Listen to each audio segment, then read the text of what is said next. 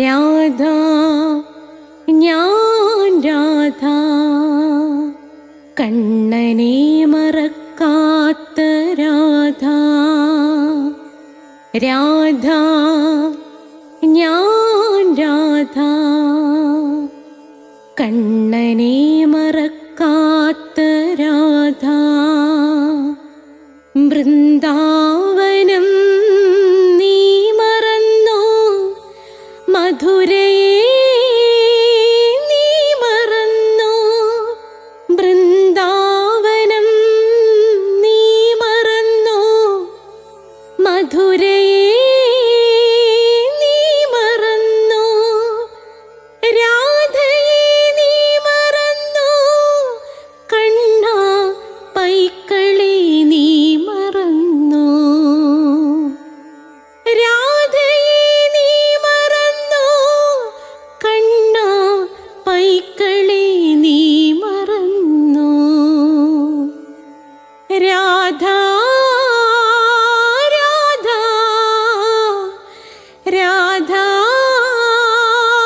രാധ മറന്നിട്ടും മറക്കാത്ത രാധ.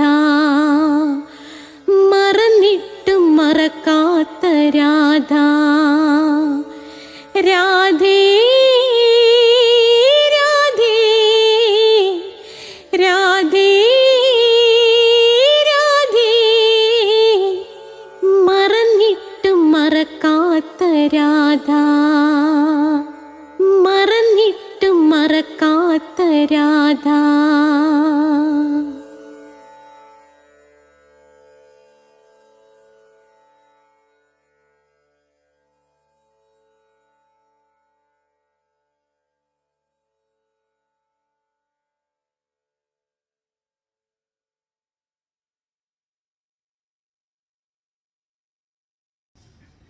രാധേ രാധേ ഓ രാധേ രാധേ രാധേ രാധേ ഓ രാധേ രാധേ.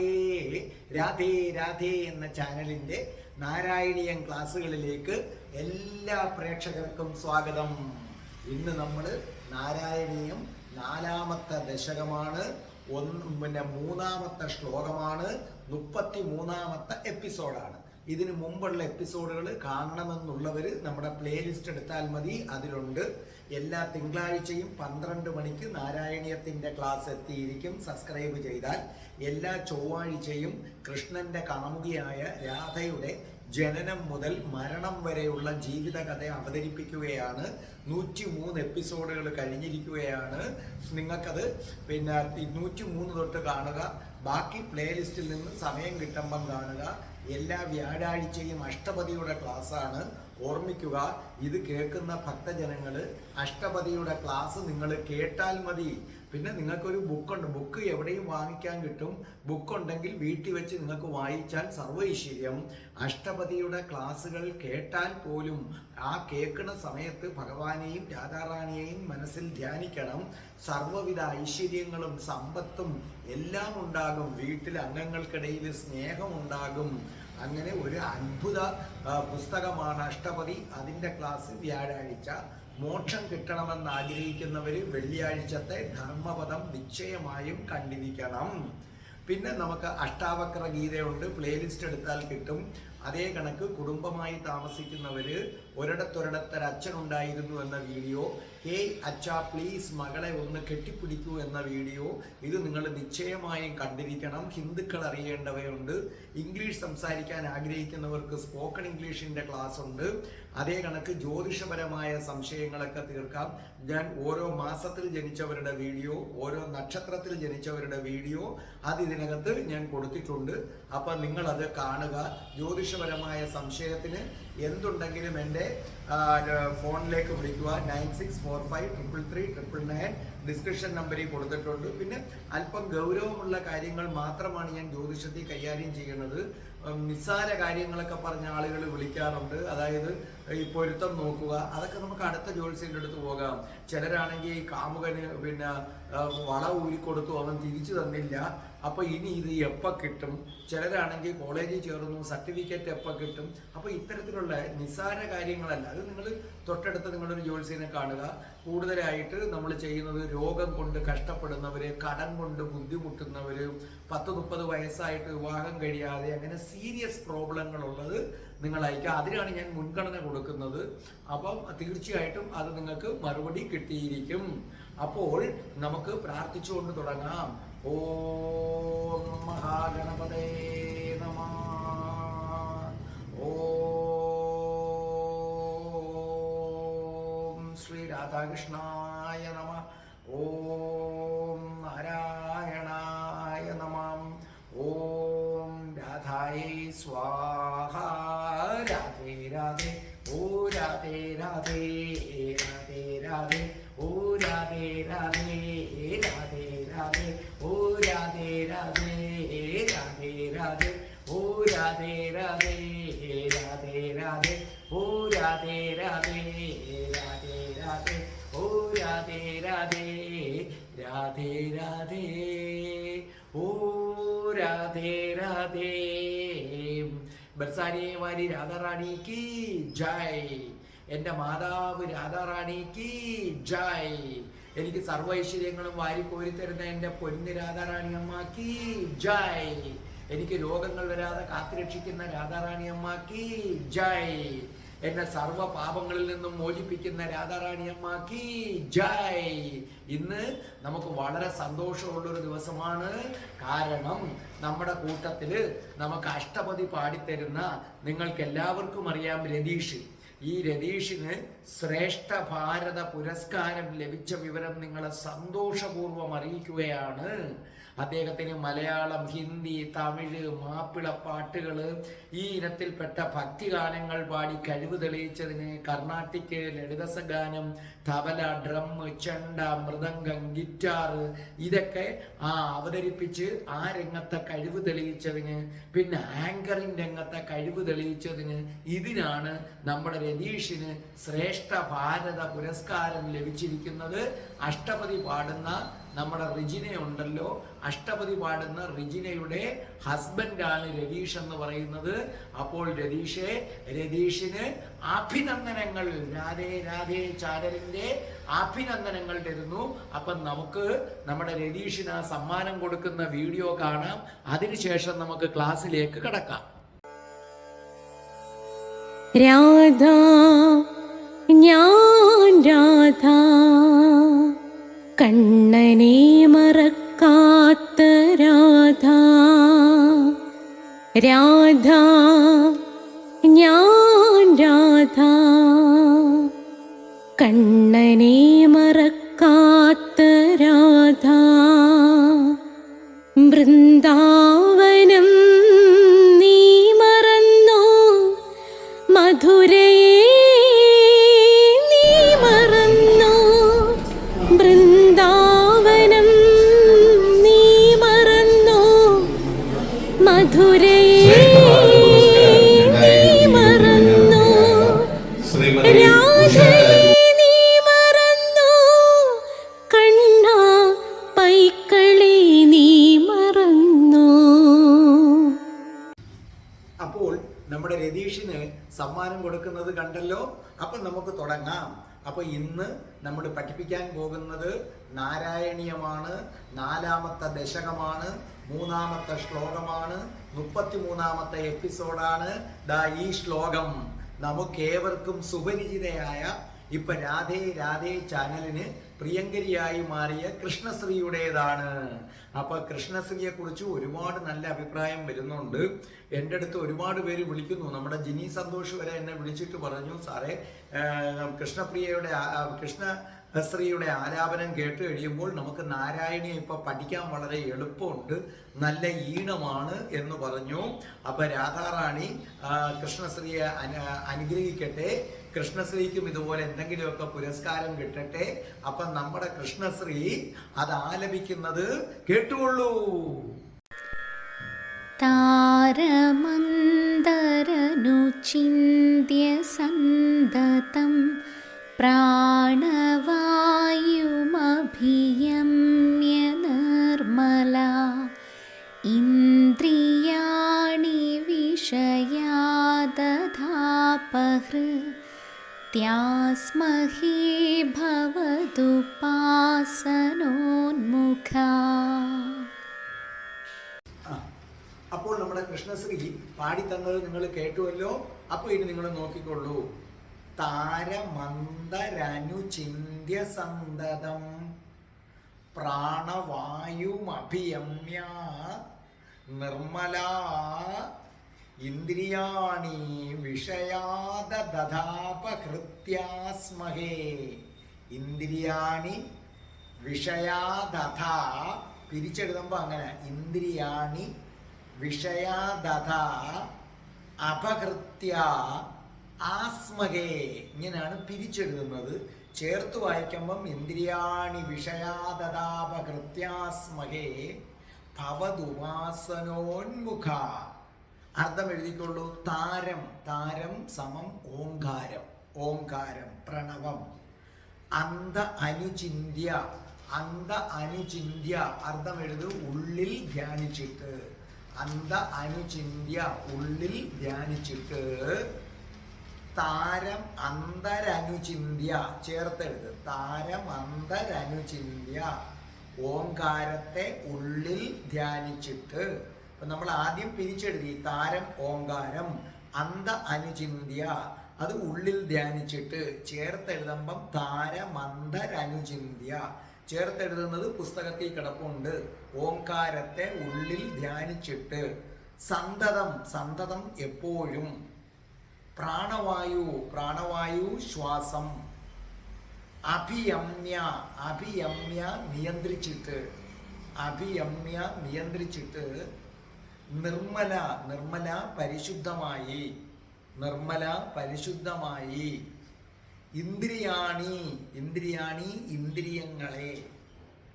വിഷയാത് വിഷയങ്ങളെ. വിഷയാത് വിഷയങ്ങളെ. അധ അപഹൃത്യ അധ അപഹൃത്യ അപഹരിച്ചിട്ട് എന്ന് പറഞ്ഞാൽ ഇല്ലാതാക്കിയിട്ട്.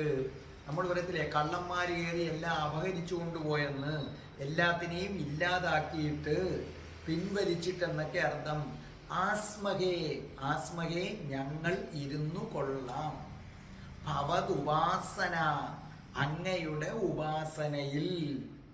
ഉന്മുഖ ഉന്മുഖ വളരെ ശ്രദ്ധിച്ച്.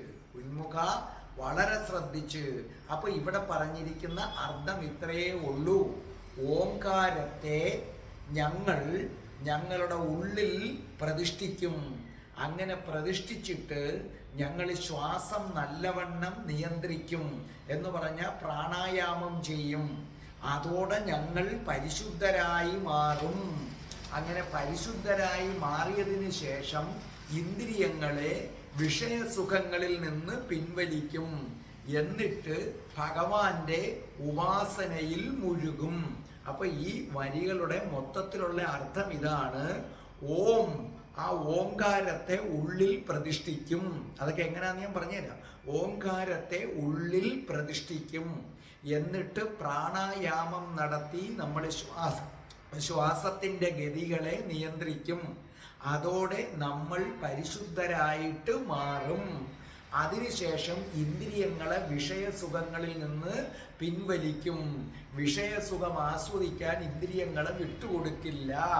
അതോടുകൂടി നമ്മൾ ഭഗവാനെ പൂർണ്ണമായും മനസ്സിൽ ആവാഹിച്ച് ഭഗവാന്റെ ഉപാസനയിൽ മുഴുകാൻ പ്രാപ്തരായി മാറുന്നു. അങ്ങനെ ഞങ്ങൾ ചെയ്യുമെന്നാണ് ഭട്ടതിരിപ്പാട് ഇതിനകത്ത് പറയുന്നത്. അപ്പോൾ എന്താണ് ഒന്നാമത്തെ വരി? താരമന്തരനുചിന്യ സന്തതം. താരം ഓംകാരം, അത് അന്ത അനുചിന്യ ചേർത്തെഴുതുമ്പം അന്തരനുചിന്യ. അന്ത അനുചിന്യ എന്ന് പറഞ്ഞാൽ ഉള്ളിൽ ധ്യാനിച്ചിട്ട്. സന്തതം എപ്പോഴും. അപ്പോൾ ഒന്നാമത്തെ വരിയുടെ അർത്ഥം നമ്മൾ എപ്പോഴും നമ്മുടെ ഹൃദയത്തിൽ ഓംകാര എന്ന് പറയുന്ന രൂപത്തെ ആദ്യം പ്രതിഷ്ഠിക്കണം. അതായത് നിങ്ങൾ ധ്യാനിക്കാനായി പത്മാസനത്തിൽ ഇരിക്കുക. ഇനി അമ്മമാരും അച്ഛന്മാരും ഒന്നും പത്മാസനത്തിൽ ഇരിക്കണ്ട. വയസ്സുകാലത്ത് ചുമ്മാതെ കൈയും കാലും ഒന്നും കുഴപ്പമുണ്ടാക്കണ്ട. ഇത് ആവതുള്ളവരുടെ കാര്യമാണ് ഞാൻ പറഞ്ഞത്. അമ്മമാര് നിലത്ത് പോലും ഇരിക്കണ്ട, നിങ്ങളൊരു കസേരയ്ക്കകത്ത് അങ്ങ് ഇരുന്നാൽ മതി. കസേര ഇല്ലെങ്കിൽ കട്ടിലിൽ ഇരുന്നാലും മതി. ഭഗവാൻ നോക്കുന്നത് ഭക്തിയാണ്. അപ്പോൾ ആവതുള്ളവർ പത്മാസനത്തിലിരിക്കുക. എന്നിട്ട് നിങ്ങളുടെ ഹൃദയത്തിൻ്റെ ഈ മധ്യഭാഗത്ത് ഓം എന്ന ആ അക്ഷരം ഇങ്ങനെ വിളങ്ങി നിൽക്കുന്നതായിട്ട് വിചാരിക്കുക. അപ്പം നമ്മൾ പത്മാസനത്തിലിരിക്കുക, അല്ലാത്തവർ കസേരയിലിരിക്കുക. എന്നിട്ട് ഈ ഹൃദയത്തിൻ്റെ മധ്യഭാഗത്ത് ഓം എന്ന അക്ഷരം, നമ്മളിപ്പം ഭഗവാന്റെ രൂപം മധ്യഭാഗത്ത് പ്രതിഷ്ഠിക്കുന്നത് പോലെ ഓം എന്ന അക്ഷരം ഇങ്ങനെ വിളങ്ങി നിൽക്കുന്നതായി വിചാരിക്കുക. അപ്പം നിങ്ങൾക്ക് എളുപ്പത്തിന് വേണ്ടി ആദ്യം ഈ ഹൃദയത്തിൻ്റെ പുറത്തുണ്ടെന്ന് വിചാരിക്കുക. അങ്ങനെ ഒരു 1.5 ആഴ്ച പ്രാക്ടീസ് ചെയ്തതിന് ശേഷം ഈ ഓം എന്ന ശബ്ദം അങ്ങ് ഹൃദയത്തിനകത്താണെന്ന് നമ്മൾ വിചാരിക്കുക. ശരിക്കും നമുക്ക് അകത്താണെന്നാണ് വിചാരിക്കേണ്ടത്. ആദ്യം തന്നെ അകത്താണെന്ന് വിചാരിച്ചാൽ ചിലപ്പോൾ തുടക്കക്കാർക്ക് കിട്ടില്ല. അതുകൊണ്ട് ഓം എന്ന ശബ്ദം ആദ്യം ഈ ഹൃദയത്തിൻ്റെ പുറത്തുണ്ടെന്ന് വിചാരിക്കുക. ഒരു 1.5 ആഴ്ച കഴിഞ്ഞു കഴിയുമ്പോൾ ഈ ഓം എന്ന ശബ്ദം എന്ത് ചെയ്യുക? ഹൃദയത്തിൻ്റെ അകത്തുണ്ടെന്ന് എന്ത് ചെയ്യുക? നമ്മൾ സങ്കല്പിക്കുക. അപ്പൊ ആദ്യം നിങ്ങൾ ചെയ്യേണ്ടത് ഓം എന്ന ശബ്ദം, ആ ഓം എന്ന വാക്ക് നമ്മുടെ ഹൃദയത്തിന് അകത്തുണ്ടെന്ന് നമ്മൾ സങ്കല്പിക്കണം. എന്നിട്ട് നമ്മൾ എന്ത് ചെയ്യണം? കണ്ണുകൾ അടച്ച് ധ്യാനാവസ്ഥയിൽ ഇരുന്നിട്ട് ഓം ജപിക്കണം. അവിടെ വളരെ ശ്രദ്ധിക്കണം. നമ്മൾ ഓം എന്നത് ജപിക്കുന്നത് ചുണ്ടുകൊണ്ടാകരുത്. ചുണ്ടുകൊണ്ടല്ല ജപിക്കേണ്ടത്.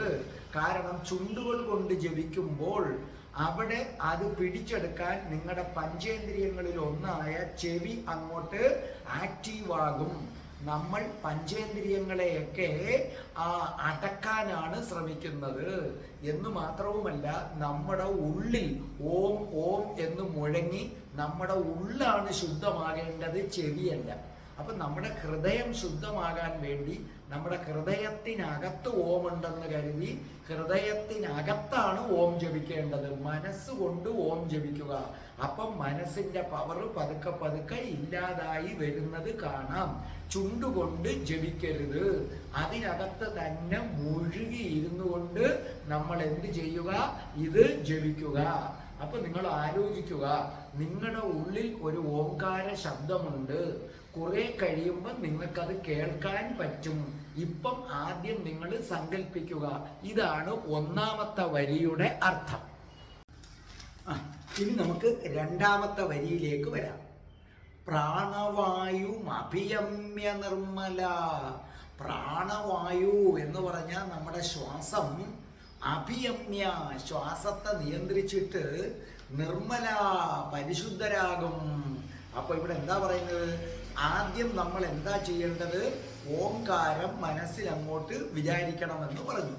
ആ ഓംകാരം മനസ്സിൽ നമ്മൾ വിചാരിച്ചിട്ട് നമ്മൾ നമ്മുടെ ശ്വാസത്തിന്റെ ഗതിയെ നിയന്ത്രിക്കണമെന്നാണ് പറയുന്നത്. ശ്രദ്ധിച്ചു കേട്ടോളണം. ശ്വാസോച്ഛ്വാസം നമുക്ക് വളരെ പ്രധാനപ്പെട്ടതാണ്. ശ്വാസത്തിനൊരു പ്രത്യേക താളമുണ്ട്, അല്ലേ? നമ്മൾ പോലും അറിയാതെ ഒരു പ്രത്യേക താളത്തിൽ ശ്വാസം മുകളിലോട്ട് കയറും, ആ ശ്വാസം താഴോട്ടിറങ്ങും. ഇത് നിങ്ങൾക്ക് കോപം വരുമ്പം, ടെൻഷൻ വരുമ്പോൾ, പ്രശ്നങ്ങൾ ഉണ്ടാകുമ്പോഴൊക്കെ ഈ ശ്വാസത്തിൻ്റെ വേഗത വർദ്ധിക്കും. രോഗങ്ങളും മറ്റും വരുമ്പോഴാണെങ്കിൽ ഈ ശ്വാസത്തിൻ്റെ വേഗത എന്ത് ചെയ്യും? കുറയും. അങ്ങനെ ഈ ശ്വാസത്തിൻ്റെ വേഗതയെ നമ്മൾ നിയന്ത്രിക്കും. അങ്ങനെ നിയന്ത്രിക്കുന്നതിനെയാണ് നമ്മൾ എന്ത് പേര് വിളിക്കുന്നത്? പ്രാണായാമം എന്ന പേര് വിളിക്കുന്നത്. അപ്പം നമ്മുടെ ശ്വാസത്തിനൊരു താളമുണ്ട്. ആ താളത്തിനെ നമ്മൾ ബോധപൂർവം മാറ്റും. അങ്ങനെ ബോധപൂർവം മാറ്റുന്നതിനെയാണ്, ആ അഭ്യാസത്തിന് വിളിക്കുന്ന പേരാണ് ഏതെന്ന് പറയുന്നത്? പ്രാണായാമം എന്ന് പറയുന്നത്. പ്രാണായാമത്തിന് 3 ഘട്ടങ്ങളുണ്ട്. ഒന്ന് പൂരകം. പൂരകം എന്ന് പറഞ്ഞു കഴിഞ്ഞാൽ വേറെ ഒന്നുമില്ല, നമ്മളെ ശ്വാസം നമ്മൾ ഉള്ളിലേക്കെടുത്ത് ശ്വാസകോശത്തിൽ നിറയ്ക്കുക. ഇപ്പം നമ്മൾ വിരൽ കൊണ്ടാണെങ്കിൽ ഈ ഇടത് മൂക്ക് ഇങ്ങനെ പൊത്തി പിടിച്ചതിന് ശേഷം മേപ്പോട്ട് വലിച്ചു. അപ്പൊ അത് വന്ന് ശിരസിന്റെ ഈ ഭാഗത്ത് വന്ന് നിൽക്കുന്നു. ഇതിനെയാണ് നമ്മൾ എന്ത് പേര് വിളിക്കുന്നത്? പൂരകം എന്ന പേര് വിളിക്കുന്നത്. അങ്ങനെ നമ്മൾ മുകളിലേക്കെടുത്ത ശ്വാസം അവിടെ നിർത്തുന്നതാണ് കുംഭകം. ആ നിർത്തിയ ശ്വാസത്തെ വെളിയിലേക്ക് വിടുന്നതാണ് ആരെന്ന് പറയുന്നത്? രേചകം. കണ്ടില്ലേ?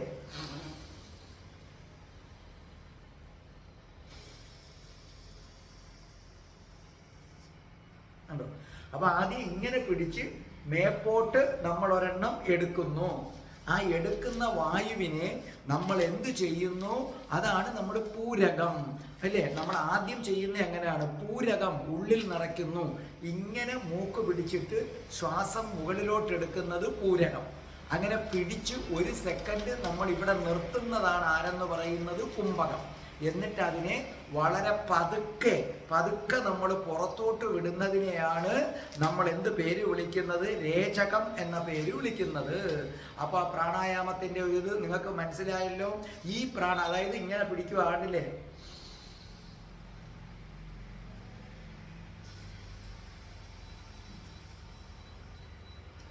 ഇതാണ് 3 ഘട്ടം. ഇങ്ങനെ പിടിച്ച് മേപ്പോട്ട് വലിക്കുന്ന 1 ഘട്ടം പൂരകം, വലിച്ചു കൊണ്ടുവന്ന് ഈ ഭ്രൂമധ്യത്തിൽ ഇങ്ങനെ നിർത്തുന്നത് 2ാം ഘട്ടമാണ്, അത് കുംഭകം. എന്നിട്ട് ഈ ശ്വാസം ഇപ്പുറത്തെ മൂക്കിലൂടെ പുറത്തേക്ക് വിടുന്നത് 3ാം ഘട്ടമാണ്. ഇങ്ങനെ പ്രാണായാമം ചെയ്യുന്നതോടുകൂടി എന്ത് സംഭവിക്കും? നമ്മുടെ ശരീരത്തിലെ നാഡീപടലങ്ങൾക്ക് ഉണർവുണ്ടാകും. ഉണർവുണ്ടായിട്ട് നമ്മുടെ രക്തത്തിൽ കൂടുതൽ പ്രാണവായു കലരും, പ്രാണശക്തി കലരും. അങ്ങനെ കലർന്നു വരുമ്പോൾ നമ്മുടെ കുണ്ഡലിനി ശക്തി ഉണരും. അങ്ങനെ നമുക്ക് ബ്രഹ്മ സാക്ഷാത്കാരം കിട്ടും. അപ്പൊ ബ്രഹ്മ സാക്ഷാത്കാരം കിട്ടാൻ 1ാം ഘട്ടം ഹൃദയത്തിന്റെ മധ്യത്ത് ഓം എന്ന അക്ഷരമുണ്ടെന്ന് വിചാരിക്കുക. അവിടെ നിന്ന് ഓം മുഴങ്ങുന്നതായും വിചാരിക്കുക. എന്നിട്ട് ചുണ്ടുകൾ കൊണ്ടല്ല, മനസ്സിനകത്ത് ഓം ജപിക്കുക. അങ്ങനെ ഓം ജപിച്ചതിന് ശേഷം അത് കുറച്ച് ദിവസം തുടരുക. അതൊരുവിധം ബാലൻസ് ആയി കഴിയുമ്പോൾ പ്രാണായാമം പരിശീലിക്കുക. ആ പ്രാണായാമം പരിശീലനം നിങ്ങളെ മാറ്റി മറിക്കുന്നതായിരിക്കും എന്നാണ് ഭട്ടതിരിപ്പാട് പറയുന്നത്. ഇതാണ് 2ാമത്തെ വരിയുടെ അർത്ഥം. ഇനി നമുക്ക് 3ാമത്തെ വരിയിലേക്ക് വരാം. എന്താ 3ാമത്തെ വരി? ഇന്ദ്രിയാണി വിഷയാദത അപഹൃത്യ. ഇന്ദ്രിയാണി എന്ന് പറഞ്ഞാൽ ഇന്ദ്രിയങ്ങളെ, വിഷയങ്ങളെ, അത അപഹൃത്യ അപഹരിക്കണം. അപ്പൊ 3ാമത്തെ വരിയിൽ പറയുന്നത് ഓംകാരം മനസ്സിലുറപ്പിച്ചു, പ്രാണായാമം ചെയ്തു, അതിന് ശേഷം വേണം, ഈ 2 കാര്യങ്ങൾ ചെയ്തതിന് ശേഷം വേണം നിങ്ങളെ ഇന്ദ്രിയങ്ങളെ വിഷയസുഖങ്ങളിൽ നിന്ന് പിൻവലിക്കാൻ. അതിൽ ഏറ്റവും പ്രധാനമാണ് കണ്ണുകളും കാതുകളും. അതായത് ആമ കണ്ടിട്ടില്ലേ? ആമ അതിൻ്റെ തോടിൻ്റെ ഉള്ളിലേക്ക് വലിയുന്നത് പോലെ, ആമ അതിൻ്റെ ഇന്ദ്രിയങ്ങളെ തോടിൻ്റെ ഉള്ളിലേക്ക് കൊണ്ടുപോകണത് പോലെ, വല കെട്ടിയിരിക്കുന്ന ചെലന്തി ആ വലയെ തൻ്റെ ഉള്ളിലേക്ക് ഒതുക്കി എടുക്കുന്നത് പോലെ നമ്മുടെ ഇന്ദ്രിയങ്ങളെ പുറത്ത വിഷയങ്ങളിൽ രസിക്കാൻ വിടരുതെന്നാണ് അതിൻ്റെ അർത്ഥം.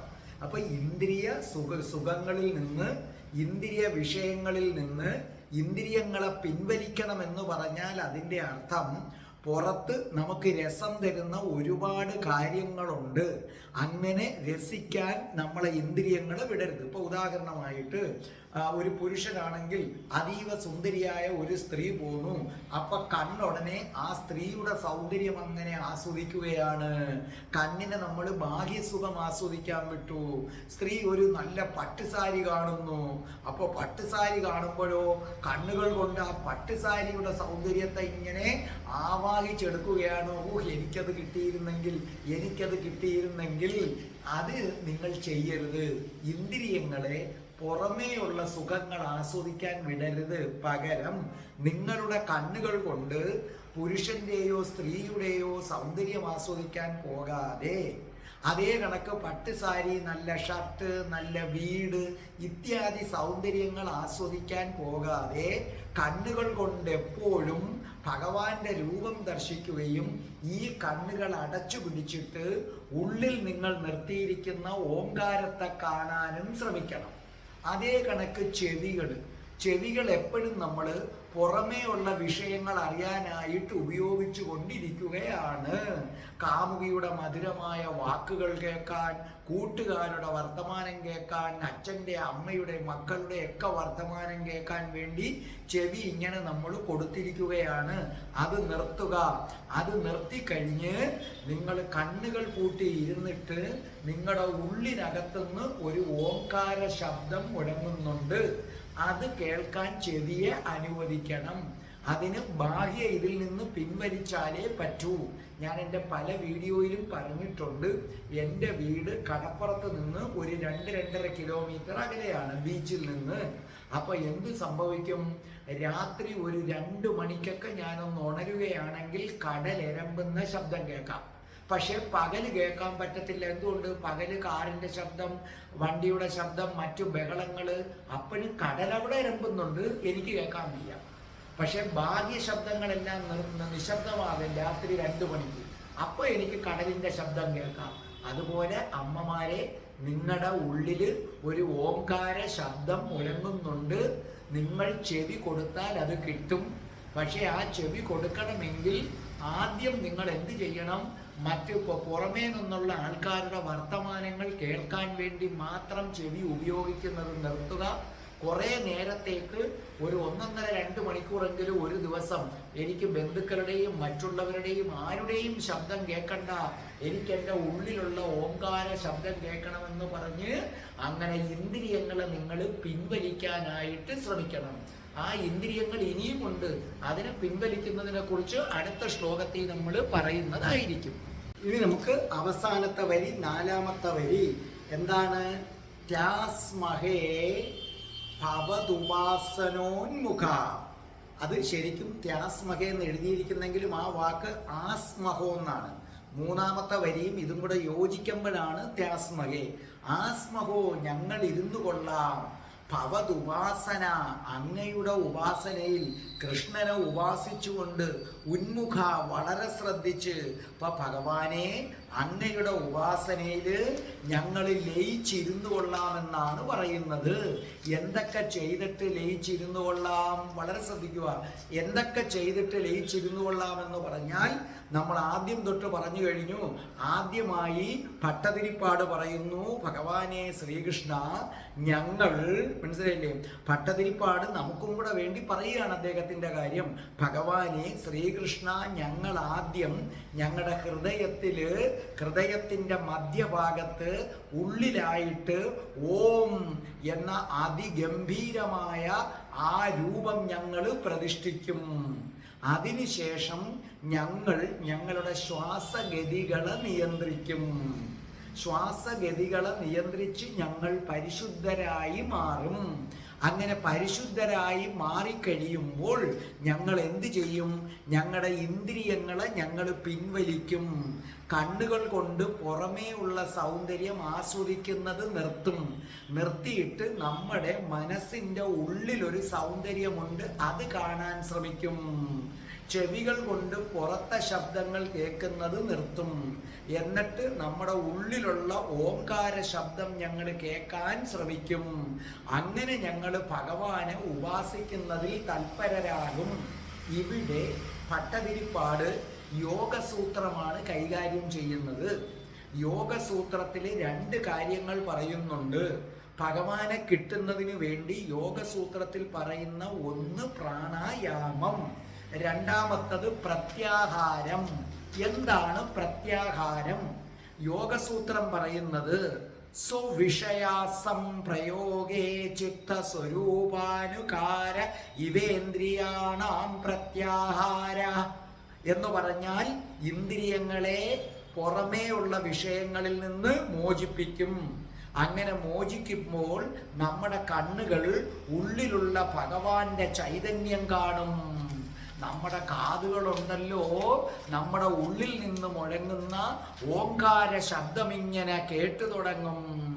അങ്ങനെ നമ്മുടെ ഉള്ളിലുള്ള ഓംകാര ശബ്ദമിങ്ങനെ കേട്ടു തുടങ്ങുമ്പോഴേക്കും നമ്മുടെ നാവ് പരമാനന്ദത്തിൻ്റെ അമൃതിൻ്റെ സ്വാദറിയും.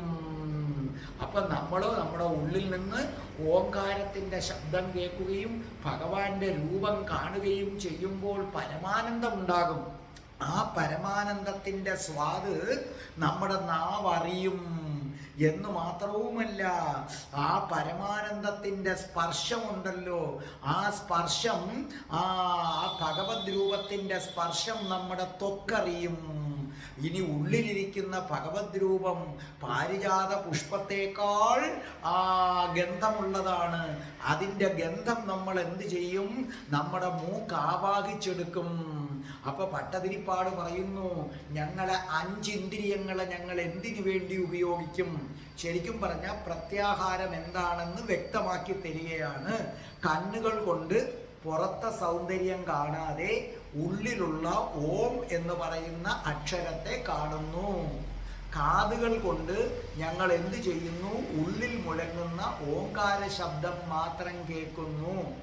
നമ്മുടെ തൊലിപ്പുറത്താകട്ടെ ഉള്ളിലിരിക്കുന്ന ഭഗവാന്റെ ആ സ്പർശം, ആ അമൃത സ്പർശം മാത്രം നമ്മൾ അനുഭവിക്കുന്നു.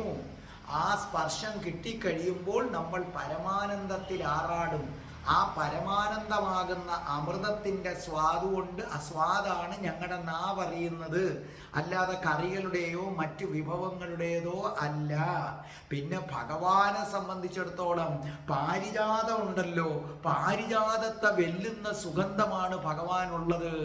ആ പാരിജാത പുഷ്പത്തെ വെല്ലുന്ന സുഗന്ധവുമായി ഭഗവാന്റെ ചൈതന്യം ഉള്ളിലുണ്ട്.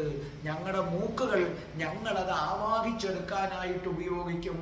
അങ്ങനെ പഞ്ചേന്ദ്രിയങ്ങളെ പൂർണ്ണമായും പിൻവലിച്ചു കഴിഞ്ഞാൽ പിന്നെ ഭഗവാൻ മാത്രം. നമ്മുടെ കണ്ണുകളിൽ ഭഗവാൻ, ഓരോ രോമകൂപങ്ങളിലും ഭഗവാൻ, ഹൃദയങ്ങളിലും ഭഗവാൻ. പക്ഷെ ഒരു കാര്യം ഞാൻ അതോടൊപ്പം പറയാം. അമ്മേ, ഇവിടെ പട്ടതിരിപ്പാട് പണ്ഡിതനാണ്. അപ്പൊ പാണ്ഡിത്യത്തിലൂടെ എങ്ങനെ നേടാം എന്നൊരു അധ്യായത്തിലൂടെ പറയുകയാണ്. ഇത് കേട്ട് ആരും വിഷമിക്കണ്ട. നിങ്ങൾ പത്മാസനത്തിൽ ഇരുന്നില്ലെങ്കിലും കുഴപ്പമില്ല, നിങ്ങൾ പ്രാണായാമം ചെയ്തില്ലെങ്കിലും എന്ത് ചെയ്തോളും, നിങ്ങൾക്ക് ഭഗവാനെ കിട്ടും. ഇത് മറ്റൊരു വശം പറഞ്ഞു എന്ന് മാത്രമാണ്. പക്ഷെ പ്രാണായാമം ശീലിക്കുന്നത് നല്ലത് തന്നെയാണ്, അത് വേറൊരു കാര്യം. അത് ചെയ്യാൻ പറ്റാത്തത് കൊണ്ടൊന്നും ഒരിക്കലും വിഷമിക്കേണ്ട കാര്യമില്ല. പിന്നെ ഭഗവാന് വേണ്ടത് ഭക്തിയാണ്. അപ്പൊ ഇതൊക്കെ കേട്ടുകൊണ്ട് എൻ്റെ അമ്മമാരൊന്നും വിഷമിക്കരുത്. അയ്യോ, ഞങ്ങൾ ഇതൊക്കെ എങ്ങനെ ചെയ്യും, പ്രാണായാമം എങ്ങനെ ചെയ്യും മോനെ, ഇന്ദ്രിയങ്ങളെയൊക്കെ ഇനി ഈ പ്രായത്തിൽ എങ്ങനെ മോനെ അങ്ങോട്ട് ഫുള്ളും അങ്ങോട്ട് മാറ്റിയെടുക്കുന്നത്? ഒന്നും വേണ്ടമ്മേ, കഠിനമായ ഭക്തി അങ്ങോട്ടാക്ക്. നമ്മുടെ കൃഷ്ണനെ അമ്മമാരും അച്ഛന്മാരും നല്ല ഉണ്ണിക്കണ്ണനായിട്ട് അങ്ങോട്ട് വിചാരിക്ക്. ഉണ്ണിക്കണ്ണനായി വിചാരിച്ചിട്ട് എപ്പോഴും ആ ഉണ്ണിക്കണ്ണനിങ്ങനെ ചിലങ്ക കെട്ടി നിങ്ങളുടെ വീട്ടിൽ നടക്കുന്നതായിട്ട് സങ്കല്പിക്ക്. ഉണ്ണിക്കണ്ണൻ ചിലങ്ക കെട്ടിക്കൊണ്ട് നിങ്ങളുടെ വീടിന്റെ സ്റ്റെപ്പുകൾ കയറി വരുന്നതായിട്ട് സങ്കല്പിക്ക്. ചിലങ്ക കെട്ടിക്കൊണ്ട് ഉണ്ണിക്കണ്ണൻ ഓടി വന്ന് കൊഞ്ചി കുഴയുന്നതായി സങ്കല്പിക്ക്. അങ്ങനെ സങ്കല്പിച്ചതിന് ശേഷം അമ്മമാരെ നിങ്ങൾ കൃഷ്ണനെ വിളിക്ക്. ചിലങ്ക കെട്ടി ഓടി വാവാ, എൻ താമരക്കണ്ണ ആടി ഓടി വാവാ. ചിലങ്ക കെട്ടി ഓടി വാവാ, എൻ താമരക്കണ്ണ ആടി ഓടി വാവാ. നിൻ പിഞ്ചുപാദം തേടി വന്നു, നിൻ ദിവ്യനാമം പാടി വന്നു. നിൻ പിഞ്ചുപാദം തേടി വന്നു, നിൻ ദിവ്യനാമം പാടി വന്നു. ചിലങ്ക കെട്ടി ഓടി വാവാ, എൻ താമരക്കണ്ണ ആടി വാവാ. ചിലങ്ക കെട്ടി ഓടി വാവാ, എൻ താമരക്കണ്ണ ആടി വാവാ. ദേവകി നന്ദന രാധാ മാധവ കേശവ ഹരേ മാധവ. ദേവകി നന്ദന രാധാ മാധവ കേശവ ഹരേ മാധവ. ഗോകുല ബാലനേ ഓടി വാവാ, ഗോപാല ബാലനേ ഓടി വാവാ. ഗോകുല ബാലനേ ഓടി വാവാ, ഗോപാല ബാലനേ ഓടി വാവാ. ചിലങ്ക കെട്ടി ഓടി വാവാ, എൻ താമരക്കണ്ണാടി ഓടി വാവാ. കെട്ടി ഓടി ഓടി വാവാ എൻ താമര കണ്ണ ആടി ആടി വാവാ ചിലങ്ക കെട്ടി ഓടി ഓടി വാവാ എൻ താമര കണ്ണ ആടി ആടി വാവാ എൻ താമര കണ്ണ ആടി ആടി വാവാ എൻ താമര കണ്ണ ആടി ആടി വാവാ എൻ താമര കണ്ണ ആടി ആടി വാവാ രാധേ രാധേ ഓ രാധേ രാധേ രാധേ രാധേ ഓ രാധേ രാധേ രാധേ രാധേ ഓ രാധേ രാധേ രാധേ രാധേ ഓ രാധേ രാധേ രാധേ രാധേ ഓ രാധേ രാധേ രാധേ രാധേ ഓ രാധേ രാധേ बरसाने वाली राधा रानी की जय। ओम श्रीं ह्रीं क्लीं ऐं ब्रां रासेश्वरी राधिकाय स्वाहा।